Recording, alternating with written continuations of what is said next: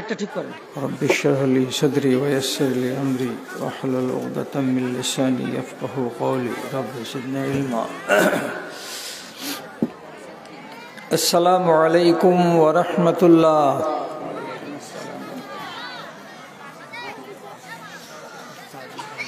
إن الحمد لله نحمده ونستعينه ونستغفره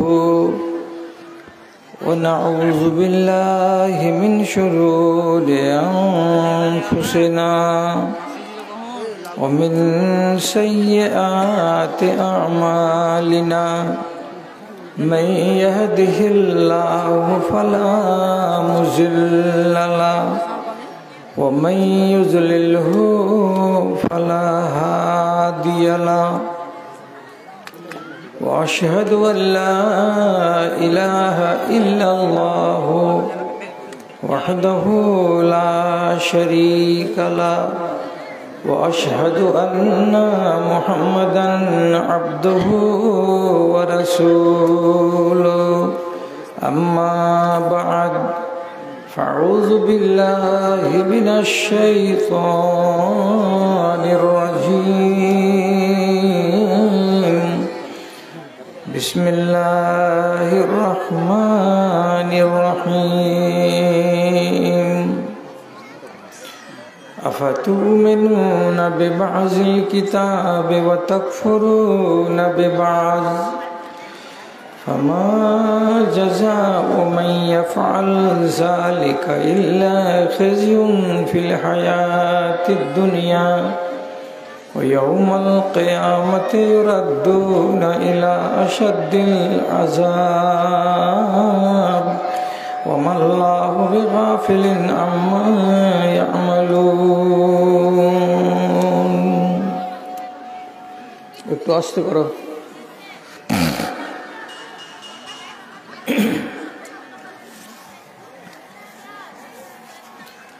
সকলের দাতা তুমি ওগো দয়াময়, এতটুকু কৃপা যেন মোর প্রতি হয়। আমি হীন গুনাহগার অতি অসহায়, চলিতে বলিতে কত ভুল ত্রুটি হয় গো, ভুল ত্রুটি হয়। সেসবের খতিয়ান নিও না কত তুমি,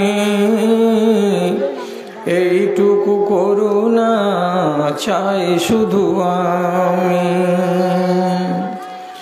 এর বেশি চাহিবার আর কিছু নাই, সকলের দাতা তুমি ওগো দয়াময়। সাধ্যের বাহিরে কোনো ঝামেলা দিও না, আপদে বিপদে মোরে কভু ফেলিও না, তুমি কভু ফেলিও না। দয়া করে সব গুনাহ মাফ করে দিও, রহম করিও মাওলা রহম করিও। তোমার দয়ায় যেন পার পেয়ে যাই, সকলের দাতা তুমি ওগো দয়াময়। এতটুকু কৃপা যেন মোর প্রতি হয় গো, মোর প্রতি হয়।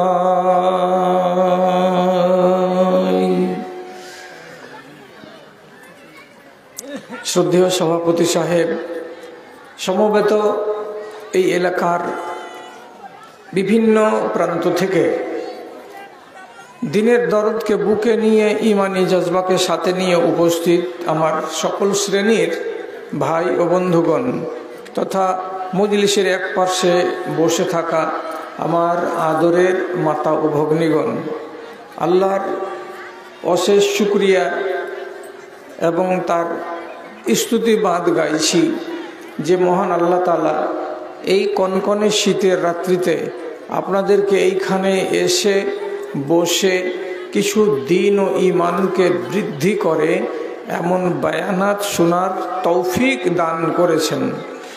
আপনারা বড় ভাগ্যবান মানুষ, যেখানে শুনতে এসেছেন কথা, শুনেও নেকি, বাড়ি থেকে কষ্ট করে এসেছেন তাতেও নেকি, ফিরে যাবেন আবার কষ্ট করে তাতেও নেকি, এবং মসজিদকে, মাদ্রাসাকে, দ্বীনি প্রতিষ্ঠানকে ভালোবেসে কিছু পয়সা দান করবেন পকেট থেকে, তাতেও নেকি।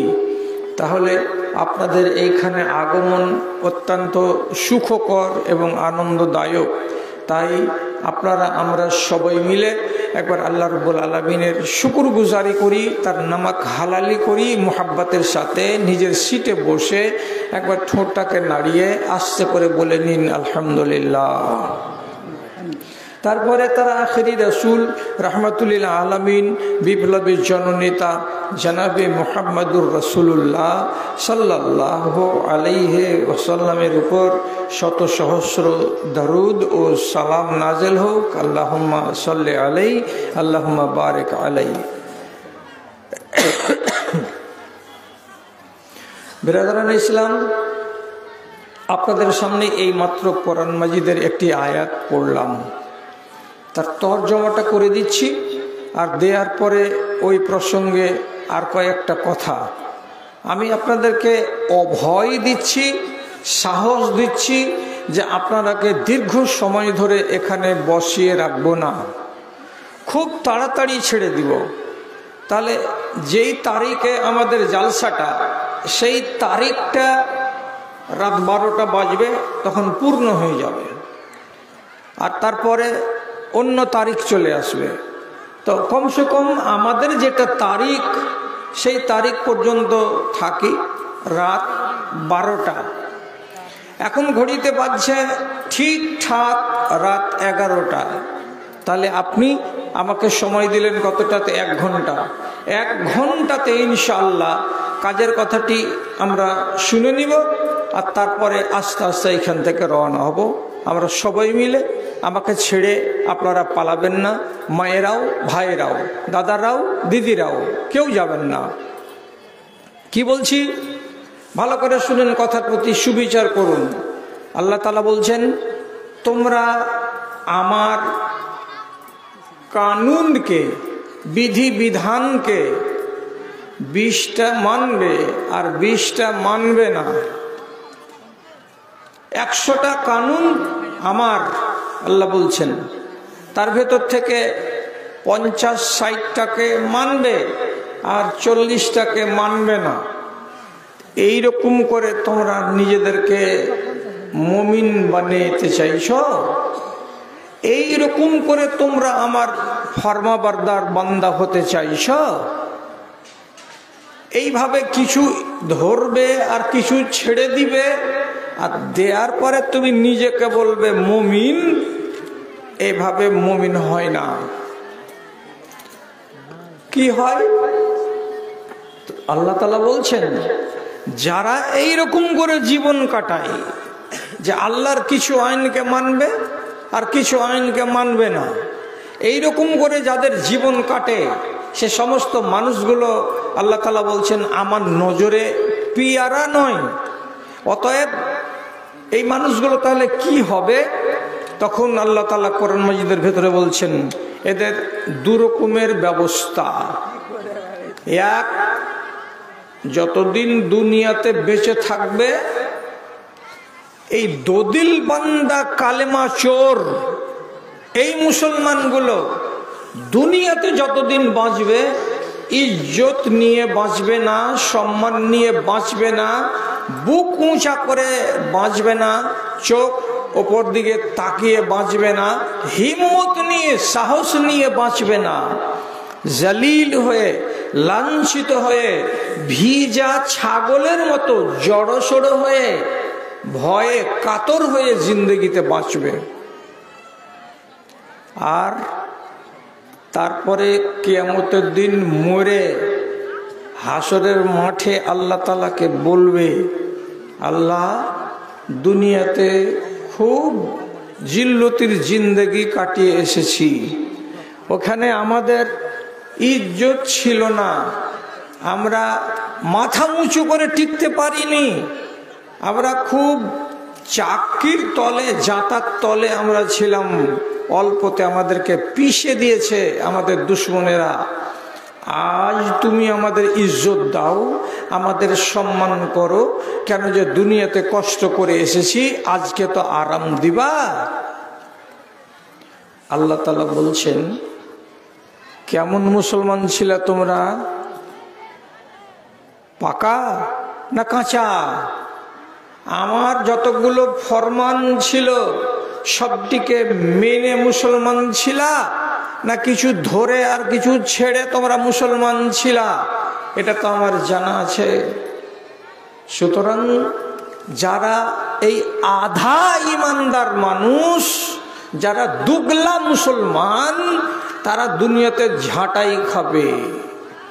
মরার পরে আমার কাছে এসেছো, ইজ্জত চাইছ, এখানে ইজ্জত নাই। কি আছে? আল্লাহ বলছেন, ইউরাদ্দুনা ইলা আশাদ্দিল আযাব, তোমাদেরকে ঠেলে দেওয়া হবে কঠিন আযাবের দিকে। কেমন কথা! এখানেও সুখ পেলাম না, তো আল্লাহর কাছে মরেও সুখ পেলাম না। এমন কেন হলো? এমন হওয়ার মানে আপনি আপনার নিজের ইমানটাকে ঠিক করতে পারেননি এই দুনিয়ায়। কেমন? যে আপনি হারাম কাজও করেছেন, জায়েজ কাজও করেছেন, ন্যায় কাজও করেছেন, অন্যায় কাজও করেছেন। আল্লাহ যাতে খুশি হবেন সে কাজও করেছেন, আল্লাহ যাতে নারাজ হবে সে কাজও করেছেন। দুই রকমেরই কাজ করে আপনি কবরে গেছেন, আর কবর থেকে উঠে হাসরের মাঠে গেছেন। তা আল্লাহ বলছেন, লাল ঘরেই যা। এগুলো হলো দুমুখী মুসলমান। আর দেশওয়ালি কথাতে আছে, দু পায়ে নৌকায় পা দিতে গেলে উপার যাওয়া যাবে না, মাঝখানেই ডুবে যেতে হবে। আর ফার্সিতে কথা আছে, দোদিল বান্দা কালেমা চোর, না পাই মিট্টি না পাই গোর। আপনাকে দুমুখ হলে চলবে না, পরিষ্কার হতে হবে আপনাকে। কি হয় আপনি মুমিন মুসলমান, আর না হয় আপনি পাক্কা বেদিন কাফের। দুটো রাস্তা ছাড়া আল্লাহ তাআলার কাছে 3 নম্বর রাস্তা নাই, মিক্সচার নাই। কোরআনে আল্লাহ তাআলা বলে দিয়েছেন, এই দেখো আমার কোরআন তোমার সামনে থাকলো, এটা হালাল, এটা হারাম, এটা জায়েজ, এটা না জায়েজ, এটা করো, এটা করিও না, এটা ধরো, এটা ধরিও না, সব বলে দিলেন আল্লাহ তাআলা। আর দেওয়ার পরে শেষে কি বলছেন? ফামান শাআ ফালইউমিন ওয়া মান শাআ ফালইয়াকফুর। যতটি কথা ভালো ছিল তাও বলে দিলাম, যতটি কথা মন্দ তোমার জন্য তাও বলে দিলাম। এবার ভালোটিকেও জানলে আর মন্দটিকেও জানলে, জানার পরে তুমি এবার বাছাই করো। তুমি যদি ভালোটিকে গ্রহণ করো তো ইমানদার, আর ভালোটিকে ছেড়ে দিয়ে যদি মন্দটিকে ধরো তাহলে তুমি হবে বেঈমান, বেদিন, শয়তান। এবার আল্লাহ তাআলা বলছেন, রাস্তা হলো দুইটা, হয় মুমিন হয়ে বাঁচো, না হয় কাফের হয়ে বাঁচো। হয় মুমিন না হয় কাফের। আর দুমুখ হয়ে যদি বাঁচো তাহলে পরে দুনিয়াতে জিল্লতি, আখেরাতেও জিল্লতি, সুখ নাই কোনো জায়গায়। ইজ্জত সব মাটি হয়ে গেল, ইজ্জত সব মাটি হয়ে গেল। নত হলো মমশির, যারা ছিল চিরমদের গোলাম, আজ তারাই হয়েছে মহান বীর। তোমায় ভুলেছি কোরআন ছেড়েছি, তোমায় ভুলেছি কোরআন ছেড়েছি, তাই বুঝি অপমান। তোমার দুনিয়ায় দুশ্মন লীলা, চেয়ে দেখো রহমান। কাফেরের হাতে নিধন হতেছে কি করে মুসলমান গো, কি করে মুসলমান। আজ ইজ্জতের চেয়ারখানা আমাদের কাছ থেকে লাথি মেরে কেড়ে নিয়েছে যারা আমাদের চাকর ছিল তারা। আর আমরা ছিলাম মালিক, আজকে আমরা হয়ে গেছি চাকর, আর আমাদের চাকরেরা হয়ে গেছে আজকে মালিক। ভারতকে কতদিন শাসন করেছেন মুসলমানেরা জানা আছে? মাত্র 750 বছর। 750 বছর ভারতবর্ষকে শাসন করা জাত কে? তো মুসলমান। আর আজ এই মুসলমান যদি ট্রেনে নামাজ শুরু করে তো হিম্মত আছে উত্তরপ্রদেশের ট্রেনে চড়ে যদি তুমি প্ল্যাটফর্মে খালি নামাজে দাঁড়িয়েছো, পুলিশ এসে তোমার পাছাকে পিটিয়ে লাল করে দিয়ে বলবে এটা কি তোর বাপের জায়গা, এখানে নামাজ শুরু করেছিস? মানে মসজিদে নামাজ পড়ো, তাছাড়া রোডে ঈদের দিন ভিড় হতে গেলে, জুমার দিন ভিড় হতে গেলে এক বান্দাকে যদি দেখি মসজিদের বাইরে পিটিয়ে লাল করে দেওয়া যাবে। ওইটাই তো ভারত। ট্রেনে বাসে চলছেন আপনি, তো আপনি কথা একটু চেড়ে কাউকে বলতে পারছেন না, কাউকে বলতে পারছেন না। কেন? বলতে গেলেই খাপিয়ে খাবে, একদম আপনার গলাকে ধরে নিবে। ভারত তো আমাদের, তোদের ভাগে তো দিয়ে দিয়েছি পাকিস্তান, এখানে আছিস কেন? অথচ জন্মেছি ভারতের মাটিতে, আজাদ করেছি ভারতবর্ষকে রক্ত দিয়ে, মরব ভারতবর্ষের মাটিতে। আমি একজন ভারতীয় এবং মরব তো ভারতীয় হয়ে। সে যে যতই কিছু করবে করুক, এ কথাটা আমি জোর গলাতে বলছি, কিন্তু ময়দানে গিয়ে বলতে পারি না। কেন? আমি নিজেই তো 2 নম্বর। আমি 2 নম্বর কেন? আমি 2 নম্বর কেন হবে? 1 নম্বর। কসম আল্লাহ, এই মাটিহারির মানুষ সবকটি মনে রাখবেন। আমি বলছি আপনাকে সাল 1906 সালে বালুরঘাট শহরের বাস স্ট্যান্ডে একটা ছেলে মরা অবস্থাতে বেঞ্চে হিলাম দিয়ে বসে আছে, দম চলে গেছে। সকালবেলায় কর্তৃপক্ষ এসে দেখলো যে ছেলেটা মরা। লোকেরা বলছে ওখানে তো মুসলমান 100টার ভেতরে 2টা, বাকি তো সব হিন্দু সোসাইটির লোক। তো এই জায়গাতে ছেলেটা যে মরে গেছে, এটা মুসলমান না হিন্দু ছেলে? সন্দেহ হলো, পকেটে হাত দিল, একটা কাগজ বের হলো, ওতে লেখা আছে ছোট্ট করে, বাবলু সরকার, মুর্শিদাবাদ। চেহারাতে দাড়ি নাই, মোজগুলো বড় বড়, ফুল প্যান্ট পরে আছে, হাওয়াই শার্ট পরে আছে, এবং ওর ফুল প্যান্টের নিচু পকেটে 6-7টা বিড়ি আর দেশলাই আছে। 7-5 ভাবার পরে ফয়সালা হলো এটা আমাদেরই জাত। আমাদের মানে কি? এটা হিন্দুর বাচ্চা, চলো শ্মশানে নিয়ে যাই। লাওয়ারিসের লাশকে শ্মশানে নিয়ে গেল ওইখানকার এক সমিতি, আর শ্মশানে নিয়ে গিয়ে যখন নাঙ্গা করে ওকে চড়াচ্ছে চিতার উপরে, আর ফুল প্যান্টকে খুলে দিচ্ছে, তখন বোঝা যাচ্ছে যে এটা হিন্দু নয়, এটা মুসলমান। তাহলে আপনার ইসলাম কোন জায়গাতে গিয়ে আটকা পড়েছে? কাপড়ের তলায়। আজ আপনি বাহিরে এমন কিছু দেখাতে পাচ্ছেন না যে আপনাকে দেখে কেউ বলবে যে এই লোকটা মুসলমান। আমি নিজেকে প্রমাণ করতে পারছি না যে আমি মুসলমান, তাহলে আমাকে কাপড় উঠিয়ে এবার লোককে দেখাতে হবে, এই দেখ তোর বিশ্বাস হয় না আমি মুসলমান কিনা। এটাই কি নিয়ম? হাজারোটা মোড়ে এইরকম মোড়গুলো সব জায়গাতে আছে। আপনাদের মাটিহারি মোড়ে আছে, চানমনি মোড়ে আছে, ওখানে চরখি মোড়ে আছে, ওখানে শামসি মোড়ে আছে। যত মুসলমানদের গ্রামের ত্রিমোহনী আছে সেখানে আজকাল মুসলমানদের দোকান, দোকানে বসে আছে হিন্দু মুসলমান সবাই। আমি কি করে এখানে গিয়ে বলবো আসসালামু আলাইকুম ওয়া রাহমাতুল্লাহ? কেন?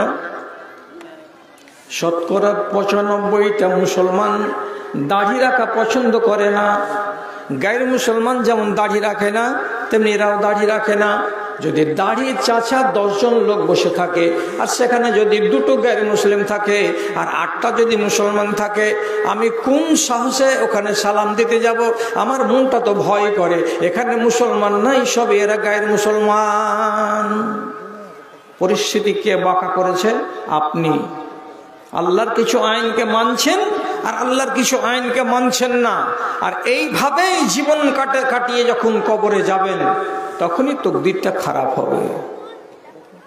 আপনি বিশ্বাস করতে পারবেন যে এই গ্রামে যতটি লোক আপনারা জমা হয়েছেন এই মজলিসে, একটা আল্লাহর বান্দা, আপনাকে ক্ষমতা দিচ্ছি, বেয়াদবি হবে না, আপনার আমি সম্মান করব, হাত তুলে বলেন তো কোনটা ওয়াজ আপনি জীবনে শুনেননি?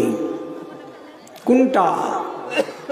মা বাপের সেবা যে শুনেছি, জান্নাত জাহান্নাম শুনেছি, কবরের কথা শুনেছি, হাসরের কথা শুনেছি, কিয়ামতের কথা শুনেছি, মদ খাওয়া সুদ খাওয়া বলছে শুনেছি, জাদু করা ব্যভিচার করা শুনেছি। তাহলে এগুলো সবই আপনাদের শোনা আছে। মায়েদেরকে জিজ্ঞেস করে বলুন তো, পর পুরুষের সাথে কথা বলা এটা হারাম, শুনেছো না শোনো নাই? বলে হ্যাঁ শুনেছি। পর পুরুষের গায়ে গা লাগা হারাম, এটা শুনেছো না শুনে নাই? বলে শুনেছি। তোমার শরীরখানা কাউকে দেখানো যাবে না, এটা তুমি শুনেছো না শোনো নাই? বলে হ্যাঁ আমরা শুনেছি। পর্দা করা জায়েজ এবং ওয়াজিব, পর্দা না করতে গেলে নারী দোজখী হবে, জাহান্নামী হবে, এটা শুনেছো না শোনো নাই? বলে হ্যাঁ শুনেছি। তুমি এটা শুনেছো কিনা যে বিবাহকে বাদ দিয়ে যেই কোনো নর এবং যে কোনো নারী যদি একজন আরেকজনের সাথে মিলে যায় তো এটাকে ব্যভিচার বলে। ব্যভিচার করা নর এবং নারী কিয়ামতের দিন আল্লাহর চুল্লিতে তাদেরকে ঢুকানো হবে। ওয়াজটা শুনেছো না শোনো নাই? বলে হ্যাঁ শুনেছি। তাহলে নারীরা কোনটা ওয়াজ শুনেনি? পুরুষেরা কোনটা ওয়াজ শুনেনি? সবই তো শোনা আছে। তাহলে আমার প্রশ্ন হলো এই মজলিসে মদ খাওয়ার লোক আছে কি না? যদি বলি যে হ্যাঁ আছে, তাহলে তোমাকে মুসলমান কে বলে?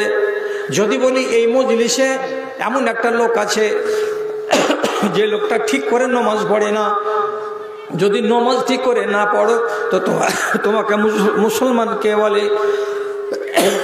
এই মজলিসে এমন একটা লোক আছে যে হারাম ব্যবসা করে, মিথ্যা কথা বলে, কসম খেয়ে সামান বিক্রি করে, কিংবা বাজারে গিয়ে ব্যবসা করে, তাহলে এইরকম মানুষটাকে মুসলমান কে বলে?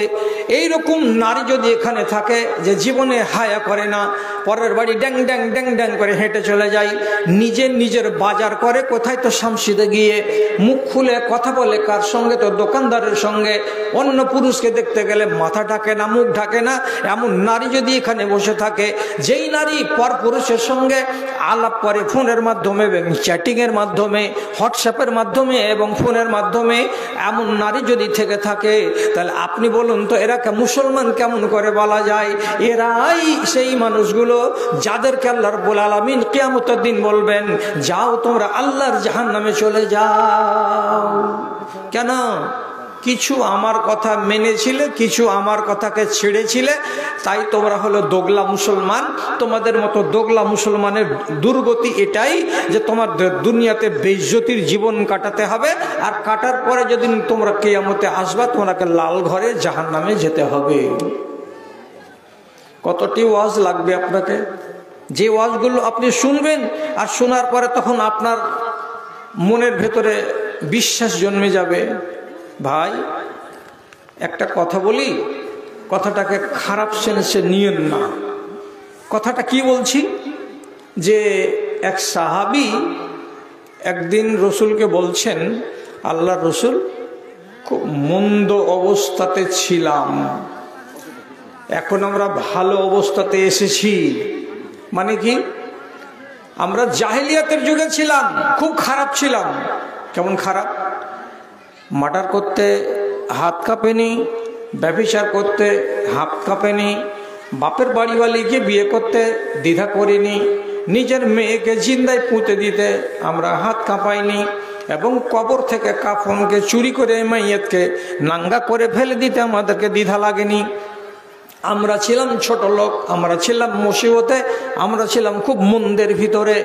ইসলাম যখন এলো তখন মদ চলে গেল, সুদ চলে গেল, চুরি চলে গেল, ডাকাতি চলে গেল, মেয়েদের বেইজ্জতি দূর হয়ে গেল। আমরা আর আগেকার মতো মূর্খ হয়ে রইলাম না, আমরা ইজ্জতওয়ালা জাতি হয়ে গেলাম। তারপরে রসুল এইবার কি আমাদের এই সুখের পরে আবার আমাদের সামনে কি দুঃখের দিন আসবে বলেন তো? এরপরে কি দুঃখের দিন আবার আসবে? তো রসুল বলছে হ্যাঁ আসবে, এরপরে আবার দুঃখের দিন আসবে তোমাদের সামনে। আচ্ছা, দুঃখের দিন কিছুদিন থাকবে, তারপর কি হবে? আবার সুখের দিন আসবে? তো রসুল বলছেন হ্যাঁ, আবার ইসলাম ফিরে আসবে, আবার তোমরা সুখের দিন পাবে।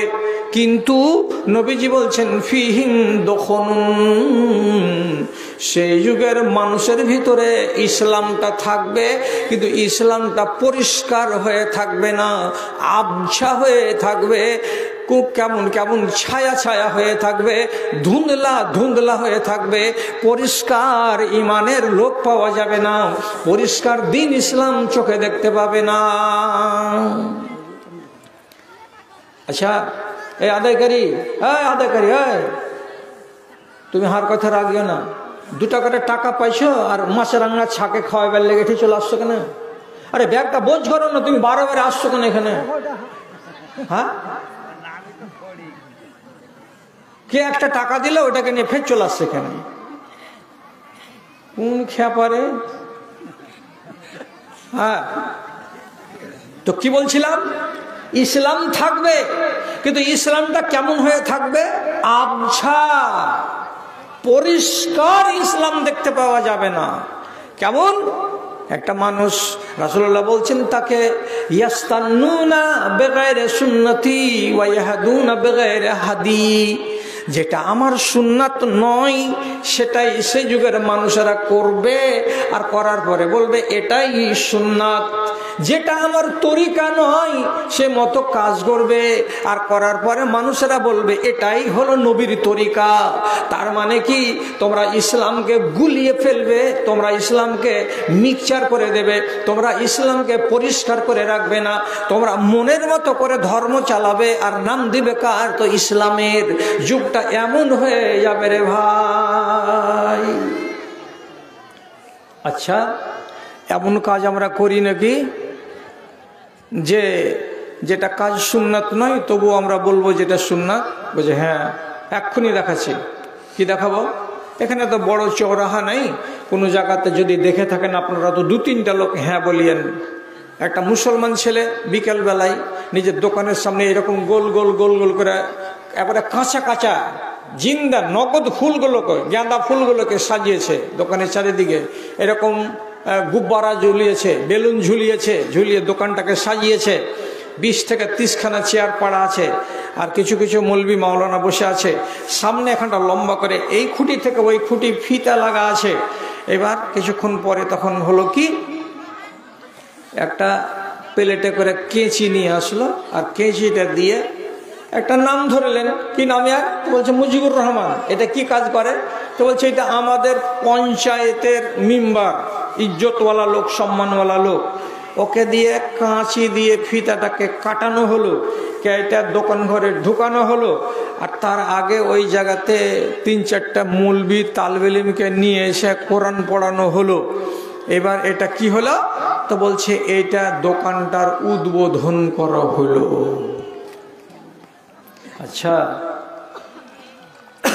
কোনো বাড়ি, কোনো দোকান যদি উদ্বোধন করতে হয় তো তাহলে উদ্বোধনের এটা তারিকা? ফিতা রাসূলুল্লাহ কেটেছিলেন, এমনি করে ফুল টাঙিয়েছিলেন আর বেলুন টাঙিয়েছিলেন, আর এরকম করে 50 খানা চেয়ার টাঙিয়ে লাগিয়ে লোককে ডেকে এনেছিলেন, আর 10টা মৌলভী সাহেব তালবিলিমকে ডেকে এনে কোরআন পড়িয়ে দিয়েছিলেন, আর দেওয়ার পরে তখন তোমার বাড়িতে ঢুকার কালে, তোমার দোকানে ঢুকার কালে এরকম করে ফিতা কাটিয়ে শিরকিয়া কাজ আল্লাহ পাক রসুল করেছিলেন। এরপরে 30 টাকার 1 টাকার প্যাকেট সবাই মিলে খেলাম, চলে আসলাম। কি কাজ করে এলে? নেক কাজ। কেমন নেক কাজ? বলছে ওর বাড়িটাতে দোয়া দিয়ে এলাম। দোয়া দিতে গেলে তো তার আগে কি কি করেছিলে? বুঝে বলো কথা মনে নেই। এটা আল্লাহ পাকের নবীর মোটেই সুন্নাত নয়, তথাপি এক যুগের লোকেরা এটাকে করবে আর ওরা বলবে এটার নাম ইসলাম।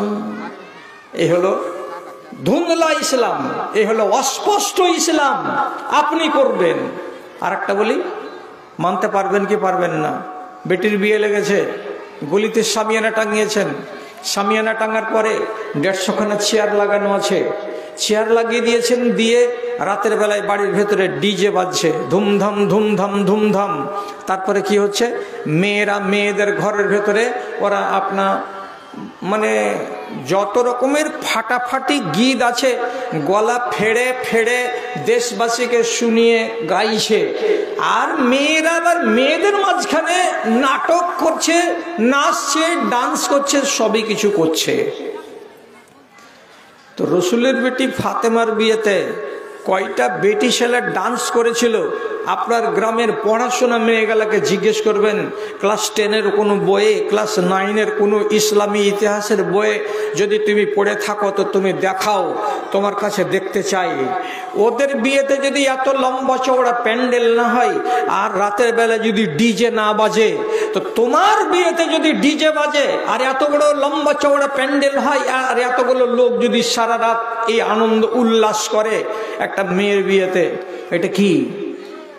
আপনারা সবাই বলবেন বিহা যে সুন্নাত জীবন বিষয়, সুন্নাত পালন করার জন্য এতগুলো ফালতু আয়োজন করেছেন, আর করে আপনি বলছেন এটাকে কি সুন্নাত? আল্লাহর কসম খেয়ে বলছি এগুলো সুন্নাত নয়। এগুলোকে সুন্নাতকে কচু কাটা, এইটা আসল সুন্নাত নয়। এটা যারা করে তারা অন্যায় করে। এতে রব্বুল আলামিনের নবীকে কোনোদিন রাজি করা যাবে না।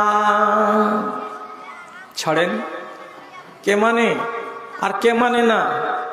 একটা জুলুম দেখতে পাচ্ছি বর্তমান জমানাতে। আল্লাহ তুমি আমাদেরকে একটু মুক্তি দিয়ে এতে থেকে। গাঁ ঘরে হয়নি তো টাউন বাজারে যতগুলো লোক এই গ্রামের বাড়ি থেকে উঠে কিছু পয়সাওয়ালা লোক বাজারে বাড়ি করেছে, তাদের বড় লোকই দেখতে গেলে আপনার চোখ দিয়ে ধোঁয়া উঠে যাবে। দেখা মনে হয় না যে এরা চানমনি এলাকার লোক, দেখা মনে হবে না এরা পাটনা এলাকার লোক, এরা প্রত্যন্ত গ্রামের লোক। মনে হবে এরা 7 পিঁড়ি ছিল কোনো ব্যারিস্টার আর কোনো কোটিপতি জমিদারের ছেলে। এরকম ব্যবহার এরা করছে। কেমন? বেশি বলছি না, একটা ছোট্ট করে বলছি। হঠাৎ একটা বাড়িতে, আপনার ডানে আপনার বামে কোন একটা বাড়িতে রাত্রি 12টা-1টার সময় দেখতে পাবেন কি 10-12 জন লোক একসঙ্গে সুর করে গাইছে। কি গাইছে? Happy birthday to you, happy birthday to you, happy birthday to you. Happy birthday মানে কি? হ্যাপি বার্থডে মানে হলো কি তোমার জন্মদিনটা শুভ হোক, সুখের হোক। 2 বছরের ছেলে গত 2 বছর আগে 12 জানুয়ারি জন্মগ্রহণ করেছিল। আজকে 12 জানুয়ারি, আজকে আমার বেটার 1 বছর হয়ে গেল। এই তারিখে জন্মেছিল, এই জন্য আমার বাচ্চার আমি জন্মদিন পালন করছি। কোন টাইমে জন্মেছিল? তো বলছে ভোর 4টা 20 মিনিটে। 4টা 20 মিনিটেই কেক কাটবে, আর কাটার পরে বাচ্চাটার মুখে প্রথমে দিবে। আর ওর নির্লজ্জ মা আর বাবা, ওর খালা, ওর ফুফু, ওর 14 গোষ্ঠী যখনই ছেলেটা মুখে কেকটা দিবে তখন সাথে সাথে সবাই থাপড়ি বাজে বাজে এমনি করে আওয়াজ করবে আর বলবে happy birthday to you, happy birthday, তোমার জন্মদিন তোমাকে শুভ হোক। কসম খোদার, আল্লাহ রাব্বুল আলামিনের নবী বলছেন ভালো করে মাথায় তুলে রাখুন, মান তাশাব্বাহা বিকওমিন ফাহুয়া মিনহুম। এটা করে কারা? তো খ্রিস্টানেরা। এটা করে কারা? তো যারা ঈসাই, তারা ওরা নিজেদের বাচ্চাদের জন্মদিনকে পালন করে, জন্মতিথিকে পালন করে। আর খ্রিস্টানেরা বর্তমান জামানার এরা ইমানদার নয়, এরা হলো পাক্কা বেঈমান, আর মুসলমানদের হলো শত্রু। এই খ্রিস্টানেরা যেগুলো করে আর সেইগুলো যেগুলো আজকে আমাদের দেশের মুসলমানেরা করে, আর করার পরে মনে মনে ভাবে আমি এটা খাঁটি সুন্নাতি কাজ করলাম, আমি এটা শরীয়তের উল্টা কাজ করলাম না। কিন্তু তাকে মনে রাখতে হবে, নবীজি বলছেন যারা কোনো অন্য সম্প্রদায়ের অভ্যাসকে আপন করে নিবে তারা তাদের অন্তর্ভুক্ত বিবেচিত হবে। তার মানে তুমিও একজন খ্রিস্টান, ওই খ্রিস্টান যদি মরে জান্নাত না পাই তো তুমি একজন খ্রিস্টানের অভ্যাসকে আপন করে নেওয়ার কারণে তুমিও কিয়ামতের দিন আল্লাহর জান্নাত পাবে না। কত জঘন্য চাল। আচ্ছা, একটা লোক কমসে কম বলিয়েন তো এরকম দেখেছেন যে বিয়ের দিন, বিয়ের আগের দিন ছেলেটার বাপ, ছেলেটার মা, ছেলেটার ভাই বোন, যতটি এ বাড়িতে লোক আছে সবকটি লোক হলুদ রঙের কাপড় পরছে, শাড়ি হলুদ রঙের, ছেলেটা পাঞ্জাবি পরে আছে হলুদ রঙের, ওর বোন হলুদ রঙের ব্লাউজ, ওর ভগ্নিপতি হলুদ রঙের পাঞ্জাবি, গোটা বাড়ির লোক হলুদ রঙের জামা কাপড় পরে আছে বিয়ের আগের দিন রাত্রে। বুঝতে পারি না এটার মানে কি, করছেটাকে একবারে পাকা মুসলমান এই জমানার, যারা নিজেকে বলছে যে আমরা মুসলমান, আমরা মুমিন, এরা করছে। আমি 3 মাস আগে এক বাড়িতে গেলাম কুমেদপুরে, আমার রিশতেদার, আমার আত্মীয়ের বাড়ি। তো রাতের বেলায় দেখছি ওই পোশাক যেটা ছিল সকালবেলাতে উঠে 8টার সময়তে ওই পোশাক সবারই গায়ে। আমি বললাম হাজি ভাই সব হলুদ কেন পরে আছে? তো যাকে জিজ্ঞেস করছি বলতে পারবো না, এটা করা বলে ভালো। একে বলছি ভাই হলুদ কেন পরে আছো? বলছি কেন বলতে পারবো না। তো এই বিয়ের রাত্রিতে, বিয়ের অনুষ্ঠান কল্পে হলুদ কাপড় যদি পরে থাকে তো এটা বর আর কনের জন্য শুভ। আমি বললাম আল্লাহ তোমার শরীয়তে এমন কথা আমি পড়লাম না, অথচ 18 থেকে 19 বছর লেখাপড়া করেছি আর 32 বছর বাটনাতে মোদাররিসি করেছি, তা আমার তো জীবনের চোখে এলো না। ঘাঁটিত দেখিত এর ইতিহাস কোথায়? আল্লাহর কসম 7 দিনের মাথায় এবার ইতিহাস কি পেলাম খুঁজে। তো হিন্দু ধর্মে তাদের বিশ্বাস আছে বিবাহের 2 দিন আগে তারা একটা অনুষ্ঠান করবে বাড়িতে, বিভিন্ন ভগবানকে শ্রদ্ধা জানাবে এবং তাদের আশীর্বাদ নিবে। কে? তো এই ছেলে, আমার বিয়ে হচ্ছে, ভগবান তুমি আমাকে আশীর্বাদ করো। তো সব ভগবান আশীর্বাদ করতে গেলেও কৃষ্ণ ভগবানের যেটা আশীর্বাদ সেটা হলো মোক্ষম, সেটা হলো সবচাইতে মজবুত আশীর্বাদ। তো কৃষ্ণ ভগবানের যদি আশীর্বাদ নিতে হয় তাহলে আমাকে কৃষ্ণ ভগবানের যেটা পছন্দনীয় রং সেটাই আমাকে পছন্দ করতে হবে। আজ তো ভগবান কৃষ্ণ কোনটা রং পছন্দ করেন? বলছে হলুদ রং। অতএব আমি ছেলে, আমি হলুদ, আমার মা, আমার বাবা এরা আমার হিতাকাঙ্ক্ষী, এরা আমার মঙ্গল চাই, ওরাও হলুদ। আমার ভাই আর বোন এরা আমার হিতাকাঙ্ক্ষী, এরা আমার মঙ্গল চাই, এরাও হলুদ পরে আছে। গোটা ফ্যামিলি পরে আছে হলুদ রঙের কাপড়। কিসের জন্য? তো ভগবান শ্রীকৃষ্ণকে রাজি করার জন্য। তো সেটা তো তার ধর্ম। আর তুই যে মুসলমানের বাচ্চা হয়েছিস আর বাজারে বাড়ি করেছিস করে কিছু টাকা পয়সার মালিক হয়েছিস বলে তোর বাড়িতে হবে এইরকম রেওয়াজ। তো তোর মতন পাকা হিন্দু আর কে আছে যে হিন্দু লা ইলাহা পড়ে আর যে হিন্দু হিন্দুর মতো কাজ করে? তুই ঝাঁটা খাবি না দুনিয়াতে, তো কে ঝাঁটা খাবে? লাল ঘরে আল্লাহর কাছে কিয়ামতের দিন গিয়ে তুই যদি না যাবি তো আর কোন লোকটা যাবে? তোকে কে মুসলমান বলে? ভাইজান মানতে পারবেন না কেন? বুড়াতি বয়স যখন হয়ে যায় ফলের, তখন লাল হয়ে যায় আর বেশি মিষ্টি হয়ে যায়, আর বেশি দিন ফের থাকে না, খস করে জমিনে খসে পড়ে যায়। তা আমি হয়ে গেছি বুড়া, আমার কথাগুলো আসবে খুবই কড়া কড়া। আর এটা আমার বাবার জমিদারি থেকে আমি বলবো না, আপনাকে একবারে সঠিক কোরআন হাদিস থেকে বলবো। রাসূলুল্লাহ বলেছেন ইন্না আযামান নিকাহে বারকাতান আইসারহু মুউনাতান। যে ব্যক্তি নিজের বাড়ির ছেলের কিংবা মেয়ের বিবাহতে যত কম খরচ করবে, নবীজি বলছেন তোমার বাড়িতে তোমার বিয়েতে তত বেশি বরকত দেওয়া হবে। যত খরচ কম করবে তত তোমার বরকত বেশি হবে। আপনি হাদিসটা মানেন? এখানকার যতটি মা খালা আছে আর এখানকার যতটি ভাই ব্রাদার আছেন হাদিসটাকে মানেন? কেউ মানেন না। ছেলে দিল্লি খাটে, বিয়ে আসলো, বিয়ে হওয়ার টাইম হলো, বিয়ে যাবে কোথায়? তো চাঁদমুনি।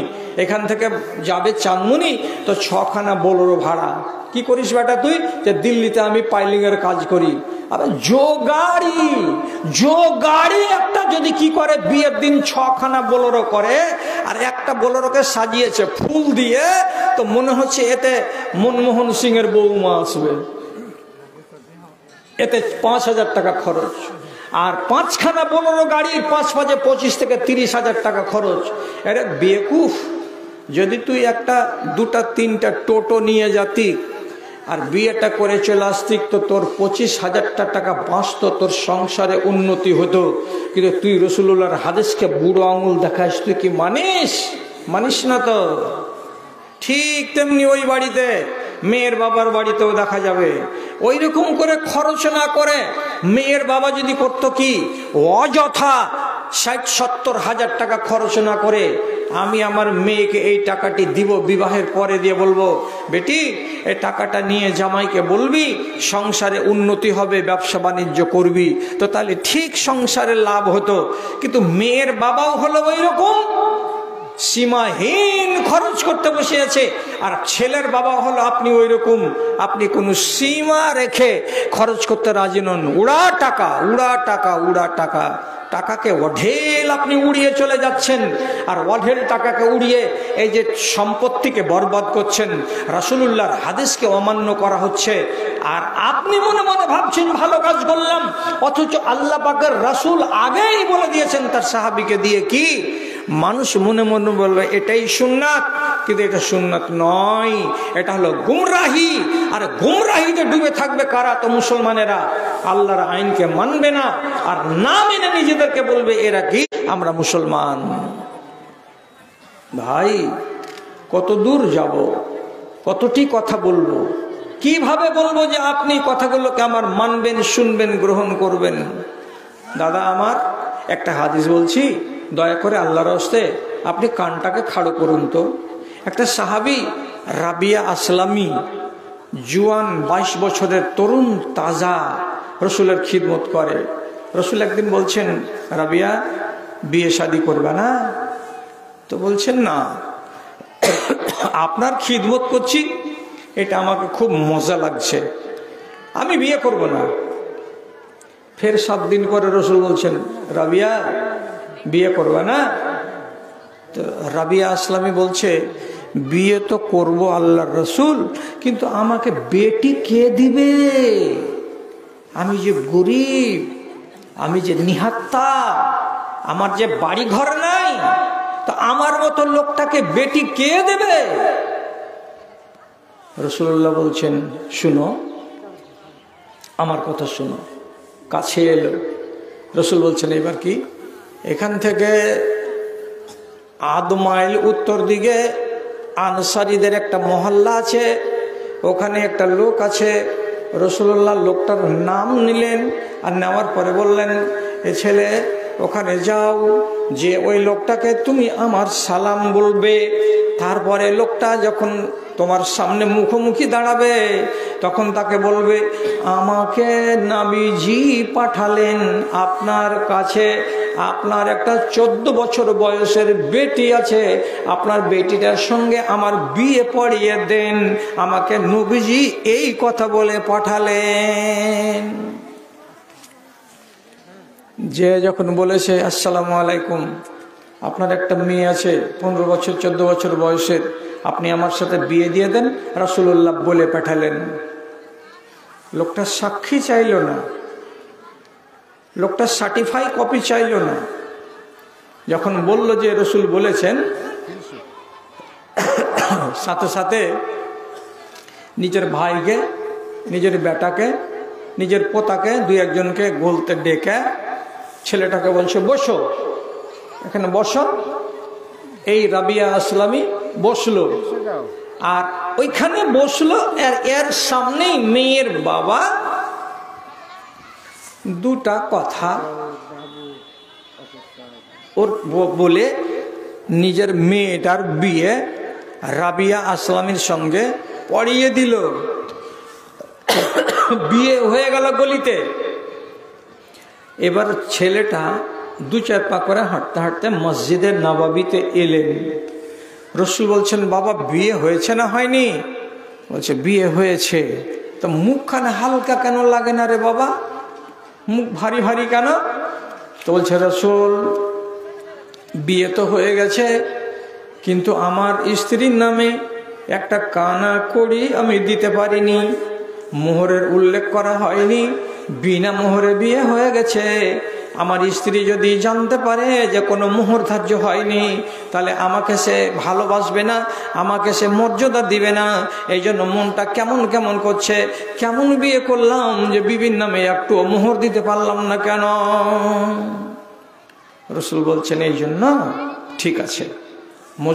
মসজিদে যতটি লোক ছিল, রসুল বলছেন সাহাবীরা তোমরা বাড়ি যাও। বাড়ি গিয়ে যার কাছে যতটুকু আছে, কেউ একটা কলাইয়ের দানার সমান, কেউ একটা মুসুরির দানার সমান, কেউ একটা ডালের সমান, কেউ একটা নিজের নখের সমান, যে যতটুকু করে পারো একটু একটু করে সোনাগুলো বাড়ি থেকে তোমরা নিয়ে আসো। রসুল বললেন 10 থেকে 15 মিনিটের মাথায় মসজিদে নববীতে সাহাবীরা কিছু সোনা জমা করে দিল। কতটা তার পরিমাণ হলো? হাদিস বলছে আলা ওয়াজনি নাওয়াতিন, একটা খেজুরের বিচি যত বড় হয় অতখানি সোনা জমা হয়ে গেল। রসুল তখন সেই সাহাবীর হাতে একটা লাল কাপড়ে বেঁধে দিয়ে বলছেন, যারে বাবা এই সোনাটা তোমার স্ত্রীকে দিয়ে দাও গা, দিয়ে বলবে ও আমার বাড়িওয়ালি, আমি তোমার মোহরানা স্বরূপ এই সোনাটুকু তোমাকে দিলাম। সোনাটা নিয়ে গিয়ে দিল শ্বশুর মশাইয়ের হাতে। খুশি হলো, খুশি হয়ে সন্তুষ্ট হয়ে তারা জামাইকে বলল, হ্যাঁ আমাদের তোমার উপরে কোনো দুঃখ নাই, আপত্তি নাই, দাবি নাই, তুমি যথেষ্ট দিয়েছো। এবার জামাই ফিরে এলো মসজিদে। রাসূল বলছেন ওরা কি বলছিল?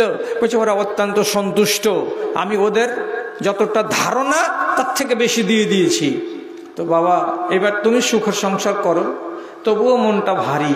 তখন রাসূলুল্লাহ বলছেন তোমার মন এখনো ভারী কেন? তো বলছে রাসূল আমি এই মসজিদে কতজন লোকের ওয়ালিমার দাওয়াত খেয়েছি। ওয়ালিমার দাওয়াত মানে কি? কোনো মানুষ যদি নতুন বউকে বিয়ে করে বাড়ি নিয়ে আসে আর নিজের বউয়ের মুখ দেখে সংসারে তার সূচনা হয়, তো তাহলে খুশি মানাবার জন্য আর মানুষের দোয়া নেওয়ার জন্য একটা দাওয়াত করে, সে দাওয়াতটাকে ওয়ালিমার দাওয়াত বলা হয়। তো আমি অনেক সাহাবীর বিয়ের পরে ওয়ালিমার দাওয়াত খেয়েছি। তো আজকে যে আমার বিয়ে হলো, কালকে যদি আমার সাথীরা সাহাবীরা আমাকে ঠাট্টা করে বলে কেমন বিয়ে করলি রে ভাই, যে ওয়ালিমার দাওয়াত খাওয়ালি না, কেমন বিয়ে করলি রে, এটা ফিকা ফিকা বিয়ে, এটা বিয়ে ভালো লাগলো না, তো আমার মনটা ভালো হবে না। তো আমার বিয়েটাতে ওয়ালিমার যে ব্যবস্থা হলো না। রাসূল বলছেন আচ্ছা ঠিক আছে। একটা লোককে পাঠালেন যে আমার স্ত্রী আয়েশার কাছে যাও আর যা বলো তোমার কাছে যা দানা আছে দিয়ে পাঠাও। আম্মা আয়েশার বাড়িতে 4 সা অর্থাৎ 10 কেজি জব ছিল, দিয়ে পাঠালেন। ওইটিকে আটা করা হলো। আর এক সাহাবী একটা ছোট ছাগলের বাচ্চা দিল, সেটাকে মাংস করা হলো। আর মাংস আর রুটি তৈরি হওয়ার পর রাতের বেলায় মসজিদের নববীতে 20 জন 15 জন 16 জন যতটা লোক ছিল সবাই খুশি মনে খেলো। খাওয়ার পরে সবাই আলহামদুলিল্লাহ পড়লো। আর রাবিয়া আসলামীর বিয়েতে বরকতের দোয়া দিল। এবার তার মুখটাতে হাসি ফুটেছে। আমি এখান থেকে শুরু করে ওই মাথা পর্যন্ত যতটি লোক আছে সব দিকে জিজ্ঞেস করছি, একটু হ্যাঁ বলেন নাহি না বলেন, কিন্তু বলেন কিছু। রাবিয়া আসলামীর বিয়েতে বরযাত্রী গেছিল যায়নি।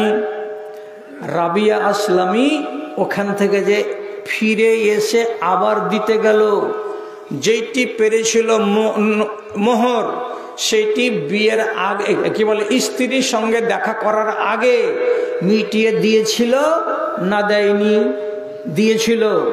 রাতের বেলায় যে ওয়ালিমার দাওয়াত হলো, এই ওয়ালিমার দাওয়াতের পরে রাবিয়া আসলামী চেয়ার টেবিল পেড়ে মোহরিল বসিয়া টাকা আর বাসন আর কাপ আর জগ আর বদনা আর গিলাস আদায় করেছিল? করেনি, কিছুই করেননি। এটাকে তো সাহাবি করালেন কে? তো নবী মোহাম্মদ। সাহাবিরা নবীকে মেনে ইমানদার, আর আপনি নবীকে মেনেও মুমিন।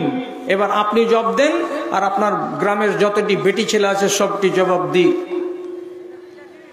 আপনি কতটি বরযাত্রী পাঠান চাঁদমণিতে? কোন রকম যদি মাজগুল ধরনের গৃহস্থ হয় তবুও বলবে 80টা যাবে জি। এই যদি 80টা যায় তো মেয়ের বাবা কত বড় নির্লজ্জ, তখন বলবে আমি তো মেয়ের বাপ, তাহলে 40টা পাবো। তখন জুটিয়া পুটিয়া গোটা গ্রাম থেকে ও 40টা পাঠাবে।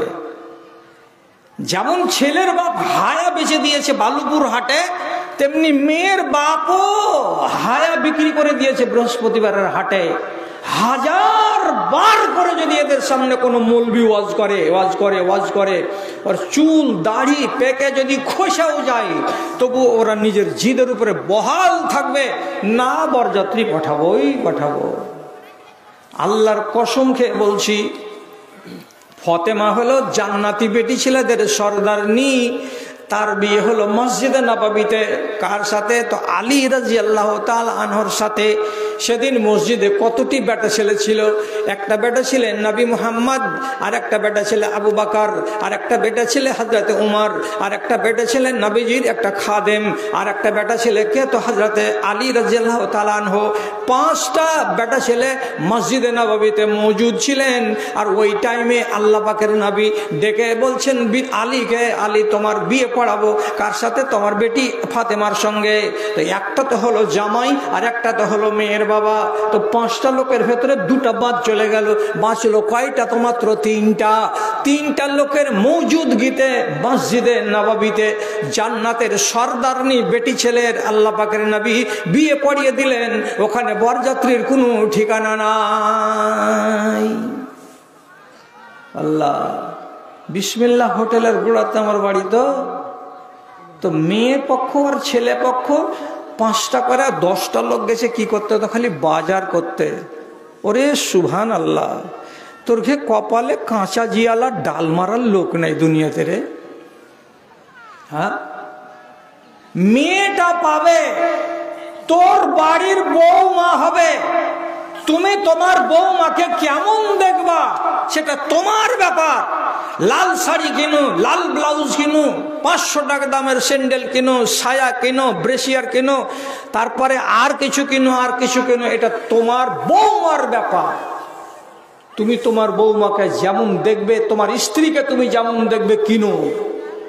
বাকি তোমার বেটার জন্য কালিমার সমান জিভা কেন? তোমার বেটা কি পাবে তার শ্বশুরের কাছ থেকে? বিয়ে করার আগে একটা কানা কড়ি পাবে না। এবার যদি মেয়ের বাবা মনে করে যে একটু ফিকা ফিকা লাগছে, তো একটা পাঞ্জাবি পরিয়ে দে তোরে জামাইটাকে রে, একটা পায়জামাগুলো পরিয়ে দে তোরে। তো নিজের ইচ্ছাতে যদি সেদিন একটা পায়জামা বা একটা পাঞ্জাবি ওকে পরিয়ে দেয় তো পরিয়ে দিই। আর তাই বলে দরাদরি করে তুমি শাড়ি নিয়েছ 4000 টাকার, এইবার আমার ছেলের জন্য শার্টের কাপড় কিনবো আমি। কোন কোম্পানি? তো ডনিয়ার কোম্পানির কাপড় কিনবো। 1 মিটার কাপড়ের দাম হলো 1800 টাকা করে। তখন মেয়ের বাবা পাছাতে হাত দিয়ে দেখছে তো লাড়ি 6 ইঞ্চি উপরে উঠে আছে। আল্লাহ, তোর বাপ জীবনে তোকে 150 টাকার বেশি দামের কাপড় দিয়েছিল? যে না, তুই যে পুল মেরে বেড়াচ্ছিস দেশে দেশে, তা আন্ডার প্যান্ট পরে, তা আজকে তুই ডলার কোম্পানির 180 টাকা দামের চাড্ডি পিনবি, তোর পাছা চুলকাবে না? হায়া শরম যদি থাকে এই জাতিকে, তো হায়া শরমের মতো কাজ করে। পরের বাপের পাবো তার জন্য ডবল কাটাবো, আর পরের বাপের পাবো তার জন্য 7 বাপ বেটা মিলে দরাদরি করবো, এটা চলবে না। এটা দাও, এত দামের জুতা দাও, এত দামের মুঞ্জা দাও, এত দামের এই দাও। যেমন মেয়ের বাবা গাই বেচবে, তেমনি ছেলের বাবা ষাঁড় বেচবে। এই জন্য দুজন বাজারে গেছে দরাদরি করতে। আস্তাগফিরুল্লাহ, লজ্জা শরম নেই? রাসূলুল্লাহর আদর্শ কোনটা? হ্যাঁ, আপনি দেন, আপনাকে আমি নিষেধ করি না, কোনো আলেম নিষেধ করবে না। ইজাব কবুল হয়ে গেছে, জামাইকে দেখে আপনার জিভ ভরে গেছে, আপনার মন জুড়িয়ে গেছে। জামাই যখন আপনার বাড়িতে এসেছিল বিয়ের পরের দিন, তারপরে আপনি দেখলেন আহারে নমাজি জামাই, দিনদার জামাই, সুন্দর জামাই, ব্যবসায়িক জামাই, আপনি খুশি হয়ে দিয়ে দেন না। আপনি 195,000 টাকা দামের পালসার গাড়ি, বাবা চালাও, এটা তোমাকে আমি উপহার দিলাম, মানা নেই? আপনি 10 কাঠা জমি গেলা দিয়ে দেন না, রোডের মুখে দোকানদারি করবে, বাড়ি করবে, এখানে দিয়ে দেন না, মানা নাই? কিন্তু বিয়ের আগে এগুলো যে শর্ত করছেন দুজনে বসে বসে, আল্লাহর কসম এটা হলো হারামি শর্ত। এই শর্তের কোনো অবকাশ ইসলামে নেই। আচ্ছা, আপনি নিজের দিকটা রাখেন। কতদিন বলবো আপনাকে? একটা হাদিস শুনুন। আর যারা যুবক ভাই আছেন তাদেরকে বলছি, একটু দয়া করে কানটা লাগান আমার দিকে। এক সাহাবী খন্দকের মাঠে রাসূলুল্লাহ যুদ্ধের দুশমনদেরকে ভিতরে ঢুকতে দিবেন না বলে খাল খুঁড়িয়েছিলেন। সেই যুদ্ধেরটার নাম হলো খন্দকের যুদ্ধ। খন্দকের যুদ্ধেতে বিনা পয়সাতে লেবারি করছেন সাহাবীরা। লেবারি করতে করতে এক জুয়ান সাহাবী, তরতাজা, কয়দিন মাত্র বিয়ে হওয়া হয়েছে, রসুলের কাছে কানে কানে যেয়ে বলছেন, আল্লাহ রসুল একটু বাড়ি যাব। এখান থেকে 3 কিলোমিটার 4 কিলোমিটার দূরে বাড়ি। বলছে রসুল বাড়ি যাব। তো তখন রসুলকে ইশারা করে বলছেন, হাদিস আহাদিন বিল ঔরুসা, বিহা করেছো নতুন নাকি? বলছে জি। রসুল বলছেন, যখন নতুন বিয়ে করা ছেলে তারপর যেতে দি, লেবারি তো করছে বিনা পয়সায়, তো যাও বাবা যাও। বেলা 11টার সময় রওনা দিল। কোথায়? তো বাড়ি। বাড়ি যে আসছে, আপনি শরম করিয়েন না, আমারও জীবনে এসেছে, আপনারও জীবনে এসেছে। কি মন নিয়ে ছেলেটা বাড়ি আসছে? ছেলেটা তো এই মন নিয়ে বাড়ি আসছে যে আমি 3 দিন থেকে আমার স্ত্রীর কাছ থেকে দূরে ছিলাম, আর আমি নতুন বয়সে আছি, মাত্র 8 দিন হলো আমার বিয়ে হওয়া, আমার স্ত্রী আমার অপেক্ষায় আছে, আমি যাব তাড়াতাড়ি করে আমার স্ত্রীর সাথে দেখা করব, দুটা রসের কথা বলবো, একটু প্রেম আলাপ করব, আমরা একটু শারীরিক সম্পর্ক করব, একটু মধুর মিলনে ব্যস্ত হব। এরকম একটা বাসনা নিয়ে দৌড়ে চলে আসছে ছেলেটা। যদি দেখছে এখান থেকে 50 মিটার দূরে, তো ওর বাড়ির গেটের সামনে কে একটা খাড়ো হয়ে আছে। তখন এখান থেকে দেখছে আর বলছে, এটা কে রে, এভাবে বাড়ির বাইরে খাড়ো হয়ে আছে, কিছু তো বুঝতে পারছি না। আর একটু আগিয়ে গেল, তারপরে যা বলছে, ম্যাক্সিটা দেখে তো আমার স্ত্রী রোজিনার মতনই লাগছে, তো ও কেন বাইরে হবে? ও কেন বাইরে হবে? ও হবে না, হয়তো ওই রকম রঙের অন্য কেউ ম্যাক্সি পরে আছে।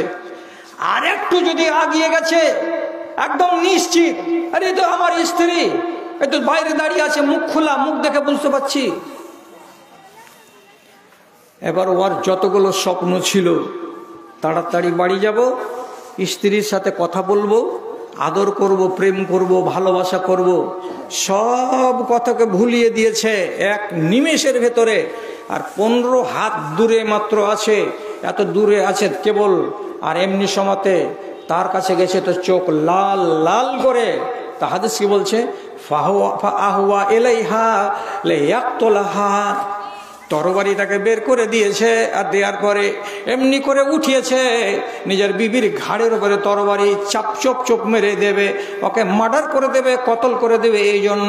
আর যেমনি এরকম করে তরবারি তোলা, সাথে সাথে মহিলা বলছে, থেমে যাও স্বামী, থেমে যাও, আমাকে মারিও না, আমাকে মারিও না, আমার কথাটা শুনো, তারপরে তুমি আমাকে মারিও। মারতে কেন খাড়া হলো? না পুছে, না জিজ্ঞেস করে কোনো কারণ, এভাবে মারতে খাড়া হলো কেন? কেনর একটি মাত্র মানে হলো, এই বাড়ি আছে ভিতরে, আর 20 হাত দূরে গেট পার করে বাহির গেটের কাছে রাস্তার কিনারায় মুখ খুলে দিয়ে কেন খাড়া আছো? তোমার মুখখানা এখান দিয়ে যত মানুষ যাবে সবাই দেখবে, যত মানুষ দেখবে তোমার উপরে নজর পড়বে। আর তুমি আমার বাড়িতে হারিম, তুমি হলে আমার বাড়িতে একটা প্রদীপের মতো। তোমার চেহারাটা আমার বাড়ির লোক যারা যারা হালাল দেখা তারাই দেখবে, তাছাড়া অন্য কোনো লোক দেখতে পাবে না। তোমার মতো স্ত্রীকে বাড়িতে রেখে আমি তো নিরাপদে নয়, কেন যে তুমি বাইরে বেরিয়ে আসো আর তোমার চেহারাটা সারা জাহানের লোক এখান দিয়ে যতজন যাবে তারা সবাই দেখবে। কাজে তোমার মতো ফাসেকা মহিলাকে আমি নিজের কাছে রাখবো না, এই জন্য তোমাকে কেটে দুখান করে দিব। এই উদ্দেশ্য করে তরবারিটাকে এমনি করে উঁচিয়ে ধরেছে তার দিকে। মহিলা বলছে পরে মারিও, আগে কথা শোনো, ভিতরে যাও, যে বিছানটা দেখো।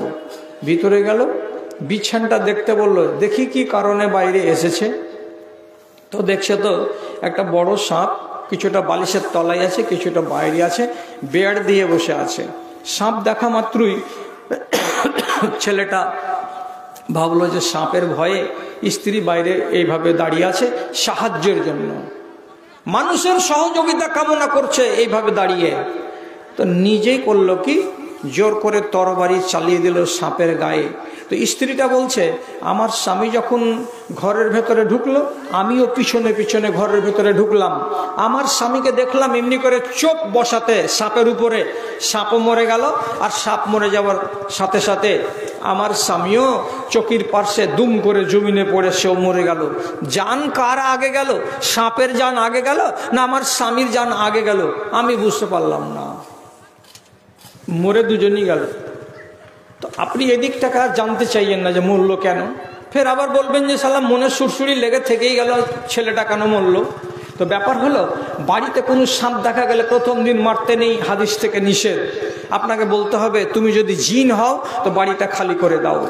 তারপরের দিন যদি আবার দেখা যায় তো আবার বলেন তুমি যদি জিন হও তাহলে বাড়িটা খালি করে দাও। 3 দিন বলতে হবে বাড়ির সাপকে। দেখার পর 3 দিন বলার পর চতুর্থ দিন যদি দেখা যায় তাহলে চপিয়ে দেন, কপিয়ে দেন, গুঁড়া করে দেন, আর কোনো অসুবিধা হবে না। তবে বাড়িতে জিন বাস করে সাপের সেকেলে। এবং মেয়ে ছেলে পিলাকে যত ভয় দেখায় জিনেরা বেশিরভাগ আকার ধারণ করে কার? তো সাপের। সাপের আকারে মেয়েরাকে আক্রমণ করে জিন আর ওদেরকে উপরে সওয়ার হয়ে যায়। তো এই জিনটাকে যে সাপটাকে যে মেরেছিল এটা অরিজিনালি সাপ নয়, এটা ছিল জিন। যেমনি জিনের বাচ্চাকে মারলো সাথে সাথে অন্য জিন এসে একে মার্ডার করে দিল। তো যাই, আমি এদিকে যাচ্ছি না, আমি যাচ্ছি ওই দিকে। দিদিমণি খবরদার কথাটার দিকে কান লাগাও। যে ছেলেটা তার নিজের স্ত্রীকে তরবারি দিয়ে 2 টুকরা করে দিতে যাচ্ছিল, কারণটা কি? যে তুমি বাইরে গেটে এমন করে মুখ খোলা অবস্থায় দাঁড়িয়ে আছো কেন? তাহলে ওই দেশেরই ওই লোকগুলোরই তো আমরা নসল। তো আমাদের মধ্যে আমাদের মেয়েরা আর আমাদের মায়েরা এমন কেন হচ্ছে? টোটোতে বসে তো আল্লাহ, মুখামুখি অন্য কোনো লোক আছে তো একটুও ধাদস করে না, এটা আলগা লোক, তো এর সামনে মুখ কেন খোলা, গলা কেন খোলা, চুল কেন দেখা যাচ্ছে? মোবাইলে যদি কথা জুড়ে দিচ্ছে তো আল্লাহরে 10 মিনিট ধরে আবাহি তাবাহি বকছে, দেখে মনে লাগছে না যে এটা একটা মেয়ে ছেলে। বাইরে বের হওয়ার কালে তোমাকে এই খেয়ালটা রাখতেই হবে যে আমি একটা নারী। তোমার আওয়াজে তোমাকে খেয়াল রাখতে হবে আমি একটা নারী। তোমার স্বভাবে খেয়াল রাখতে হবে যে আমি একজন নারী। তোমার কাজগুলোতে তোমাকে খেয়াল রাখতে হবে যে আমি একজন নারী। এ কথাটা খেয়াল রাখবে না? আমি লম্বা করব না, আমি কথা দিয়েছি আপনার আগে যে 1 ঘন্টার পরে ছেড়ে দেব। আপনারা আমাকে ছেড়ে পালাবেন না, আমি ঘড়ির দিকে দেখতে আছি। ভালো করে বুঝুন, মদিনা থেকে 5 মাইল দূরে একটা বাগান ছিল। সে বাগানটা হচ্ছে কার? জুবাইরের। জুবাইর রাদিয়াল্লাহু তাআলা আনহুর স্ত্রীর নাম হলো কি? আসমা, আবু বকর সিদ্দিকের বেটি। খেজুর পেড়ে আর শুকনো গুটিকে লকড়ি নিয়ে বেচারি রোদের টাইমে একাই হাঁটতে হাঁটতে হাঁটতে হাঁটতে বাড়ি আসছে। মাঝ রাস্তাতে দেখা হয়ে গেল কার সাথে? তো নবীজির সাথে। নবীজি নিজের শালিকে, শালি মানে কি? 150 শালিকে চিনতে পেরে উটটাকে ওখানে বসিয়ে দিলেন মাঝ রাস্তায়। আর দেওয়ার পরে নিজের শালিকে ইশারা করে ডেকে বলছেন, আসমা, এত প্রখর রোদ্রে একাই হেঁটে যেও না, পাগুলো জ্বলে যাচ্ছে, পুড়ে যাচ্ছে, তোমার মাথায় রোদ লাগছে, হাঁটতে অসুবিধা হচ্ছে, আমি তোমার ভগ্নিপতি, তার মানে আয়েশার হলাম আমি স্বামী, আর তুমি হলে আয়েশার বোন, তো আমি তোমাকে আমার উটের পিছন দিকে বসিয়ে নিচ্ছি, তুমি চলো আমার সাথে, তোমার বাড়ির সাথে সামনে তোমাকে আমি নামিয়ে দেব। এ কথা বলে নবীজি নিজের উটটাকে বসালেন, আর বসার পরে আসমাকে ডেকে বলছেন, আসমা চলে এসো, আমার উটের উপরে বসে যাও। দু একটা লোক কহেন বসবে না, বসবে না, এত রোদ, তত ভগ্নিপতি ডাকছে, একটা উঁটে 3-4টা লোক যেতে পারবে, তো ভগ্নিপতি ডাকছে রসুলুল্লাহ, আর আমি হলাম শালি, তো আমি যদি বসে যাই তো অসুবিধাটা কোথায়? হযরত আসমা যেমনি শুনলেন নবীজির মুখ থেকে, এসো আসমা আমার পিছন দিকে বসে যাও, তিনি তখন বলছেন কি, ফাস্তাহিয়াইতু আন আসিরা খালফার রিজাল, আমাকে বড্ড লজ্জা লাগলো, আমাকে বড্ড হায়া লাগলো, শরম লাগলো। কি বলে শরম লাগলো? যে এটা হলো আমার বোনের স্বামী, এটা হলো আমার ভগ্নিপতি, আর আমি হলাম তার 150 কিংবা শালি। এটা আমার স্বামী নয়, এটা আমার ভাই নয়, এটা আমার বাপ নয়, এটা আমার দাদা নয়। এর পিছন দিকে বসে যাওয়াটা আমার ঠিক হবে না। আমি যদি এর পিছনে বসে যাই তো দুনিয়ার লোক প্রথমে বলবে, দেখো দুজনে মিলে ভগ্নিপতি আর শালি কেমন রং করছে আর চলে আসছে, কেমন মস্করা করছে আর চলে আসছে, এ বলে মানুষের মুখ থেকে যা তা কথা বের হতে পারে, আমি ওইগুলো শুনতে রাজি নই।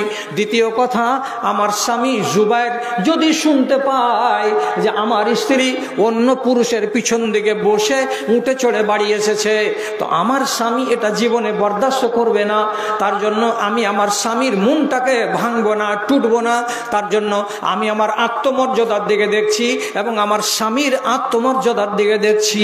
দেখার পরে রাসূলুল্লাহকে বললাম, আল্লাহ পাকের রাসূল, আপনার উটের পিছন দিকে আমি বসবো না, আপনি উটটাকে খাড়ো করেন, আপনি একাই যেমন যাচ্ছিলেন একাই চলে যান, আমি যেমন রোদের কালে হেঁটে হেঁটে যাচ্ছিলাম, আমি একাই হেঁটে হেঁটে বাড়ি চলে যাব, আমি আপনার পিছন দিকে চড়তে যাব না। কাকে বলে পর্দা রে? কাকে বলে পর্দা? মোড়লের বেটার বিহার নাম শুনতে গেলে তোরকে হাত সুটসুট করে না, একটু হলদিগুলোকে ঘাঁটবো আর ঘাঁটাবো। এটা কেজি, এটা ন্যাংলাটা কেজি। মুল সাহেব এটা কে ভিক্ষা আছে নাকি? এই কেউ পিটো, ভাই কেউ উঠো তো একটা, উঠো না জি, কেউ একটা উঠো না জি, এই ন্যাংলাটাকে মারো। আর ওই যে ওই মেয়ে লোকটা কি আছে, ও ভিক্ষা আছে নাকি? দেন না যে তোর গালে দুটা চড়জি, যতটি কিছু হবে ওটা আমি ঘাড়ে নিয়ে নেব। মার তাক মার গালে আর দুটা চড়, শালা হারামখোর শালা। কয় টাকা তোর ঋণ আছে রে যে সারা সারা রাত ভিক্ষা করে ওড়াছিস? শালা কুলাঙ্গার কুণ্ঠেকার, দেখা লাগছে 1.5 লাখ টাকা ঋণ আছে, শোধ করতে পারে না, শালা সারা সারা রাত ভিক্ষা করে ওড়াচ্ছে। রোড কি হলো তোর?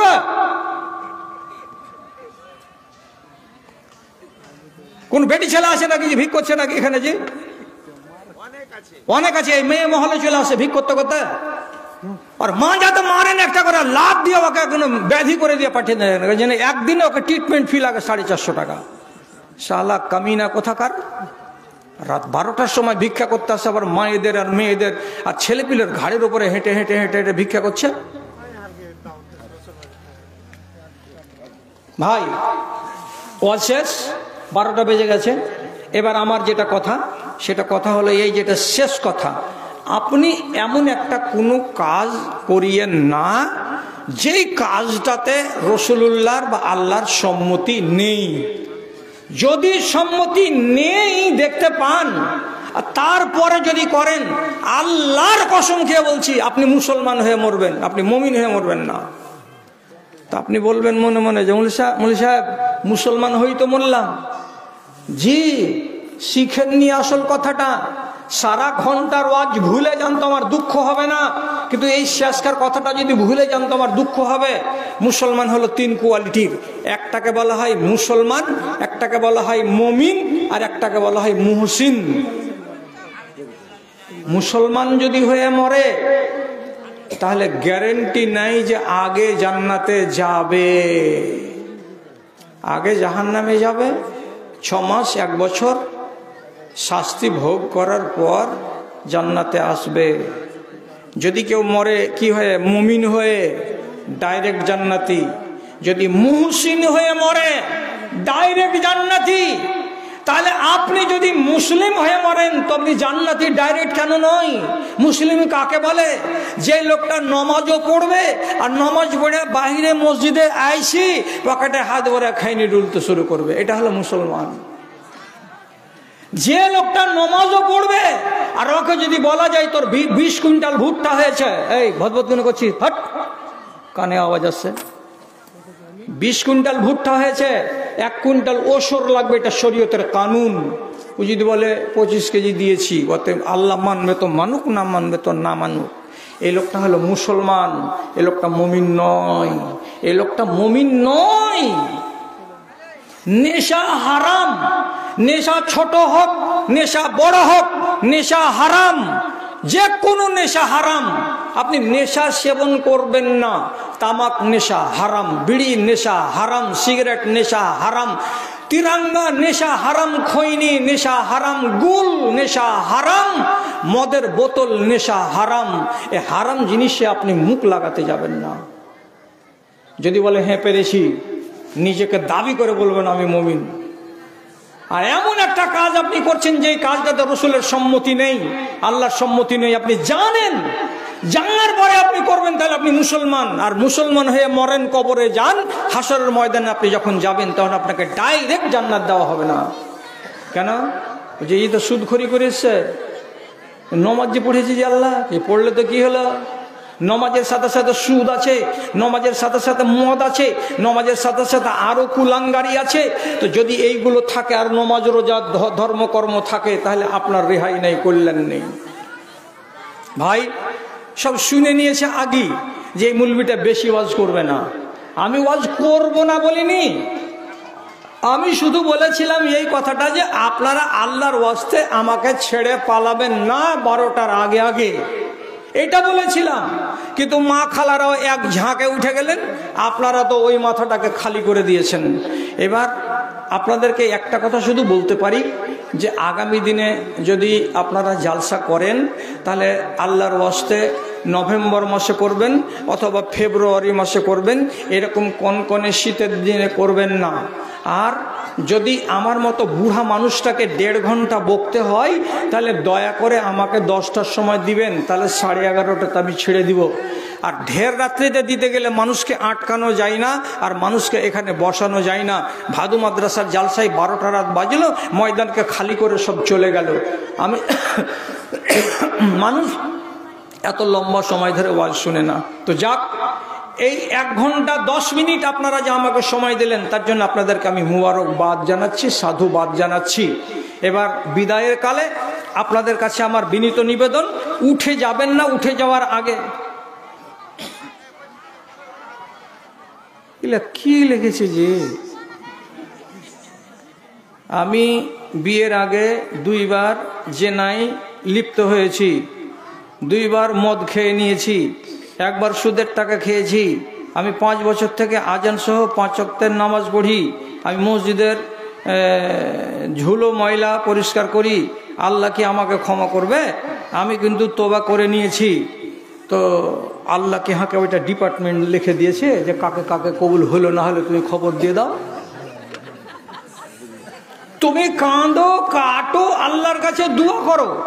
আল্লাহর কাজ হলো মাফ করা আর বান্দার কাজ হলো পাপ করা। তুমি পাপ করো, মাপ চাও, আল্লাহ তাআলার উপরে আশা রাখো, আল্লাহ তোমাকে মাপ দিবে। এবার আমাকে জিজ্ঞেস করে কোনো লাভ হবে না। তুমি কাঁদো, তুমি আল্লাহর কাছে দোয়া করো। মসজিদের ভিতরে বাবুই পাখি বাসা বেঁধেছে, তাকে কি তাড়ানো যাবে? আপনারা যদি আকাম না করে তো তাড়াবেন কেন ছোট পাখিটাকে? প্রতিবেশী আমাদের সাথে খারাপ আচরণ করে, তার সাথে চলাফেরা করা যাবে কি? যাবে। যতক্ষণ সহিতে পারবেন ততক্ষণ আপনাকে চলতে হবে, তার জন্য বদদোয়া করতে হবে না। কিছু মূর্খ লোক বলছে উমরা শরীয়তের বিধান নয়, মানুষ ফালতু করছে, উমরা করতে হবে কিনা বলবেন? কোন মানুষ বলছে, কোন আলেম তো বলেনি। উমরা করা ফালতু কাজ, এই কথাটা মানুষ বলেছে। কোনো আলেম যদি বলে তো তার নামটা আমাকে দেন, তখন আমি জবাব দেব। আর যদি এমনি গৃহস্থালি করা খেটে খাটা লোক একটা যদি বলে দেয় উমরা খন খাই যাচ্ছে, ফালতু কাজ করতে যাচ্ছে, এগুলা করার কোনো কথা নেই হাদিস কোরআনে, তো পাবলিকের কথায় কান দিতে হবে না। হজ আর উমরা দুটা হচ্ছে মসনুন ইবাদত, এর অঢেল সওয়াব আছে, অত কথা বলে লাভ নাই। এমন পর্যন্ত রসুল বলেছেন কেউ যদি রমজান মাসে উমরা করে তাহলে তাকে একটা হজের সমান সওয়াব দেওয়া যাবে।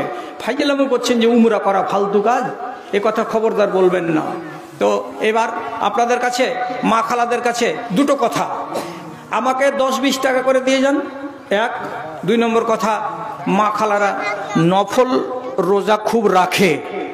নফল রোজা কত রকমের আছে খালারা জানো, আর কোন রোজার কতখানি সওয়াব আছে জানো?